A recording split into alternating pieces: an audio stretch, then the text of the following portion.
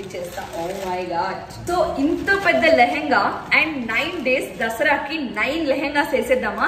ఈ 9 days దసరాలో ప్రతి ఒక్క రోజు ఒక డిఫరెంట్ కాస్ట్యూమ్ తో అయితే వచ్చేస్తున్నాను. ఫస్ట్ అయితే మీకోసం బ్యూటిఫుల్ లెహెంగాతో అయితే వచ్చేసాను అనమాట. లోపల క్యాన్ తో పాటుగా 3 to 4 లేయర్స్ ఉండడం వల్ల మంచి అంబ్రిల్లా ఒక కట్ ఇవ్వడమే కాకుండా ఫ్లేరింగ్ కూడా చాలా ఎక్కువగా వచ్చి చాలా బాగుంది. దాంతో పాటు బెనారస్ దుప్పట్టా అయితే తీసుకున్నాను. దాండియా ఆడేటప్పుడు మాత్రం ఈ కాస్ట్యూమ్ అద్దరిపోతుందనే చెప్పుకోవచ్చు. బికాస్ మొత్తం ఫ్లవర్స్ వచ్చి దాంతో పాటుగా కృష్ణుడి చుట్టూరు మరియు గోపికల్ పిక్చర్స్ అయితే వచ్చేసాయి అనమాట. చూడటానికి చాలా బాగుంది. Just look at this flaring. దీనిపైన బెనారస్ యొక్క దుప్పటానైతే ఫోల్డ్ చేసి పెట్టుకుంటున్నాను. ఎందుకంటే దుప్పటా చాలా మెత్తగా ఉండడం వల్ల ఈజీగా జారిపోతూ ఉంది చేతిలోంచి. అందుకనే గట్టిగా ఫోల్డ్ చేసి 2 to 3 పిన్స్ తోనైతే అటాచ్ చేస్తున్నాను. కింద కూడా స్టాండర్డ్ గా ఉండడం కోసం పిన్ అయితే అటాచ్ చేసేస్తున్నాను. వైట్ అండ్ గోల్డ్ కాంబినేషన్ లో అద్దిరిపోయింది కదా. అండ్ అడగడం మర్చిపోయాను, మీ అందరూ దసరా సెలబ్రేట్ చేసుకుంటున్నారా లేదా? దసరా మొదటి రోజు శైలపుత్రి అవతారంలో అమ్మవారిని చూస్తాం. అందరికీ తెలిసిన పేర్లో చెప్పాలంటే హేమవతి లేదా పార్వతి అని కూడా పిలుస్తారు. ఈవిడ్ని పూజించిన ఇంట్లో ఎటువంటి ఆహార కొలత ఉండదు అని అంటూ ఉంటారు. ఈ దేవతని పూజించేటప్పుడు పసుపు రంగు దుస్తులు వేసుకోవాలని చాలా మంది సజెస్ట్ చేస్తూ ఉంటారు. అందుకనే first day costume yellow and white dress లో అయితే తీసుకొచ్చేసాను అనమాట.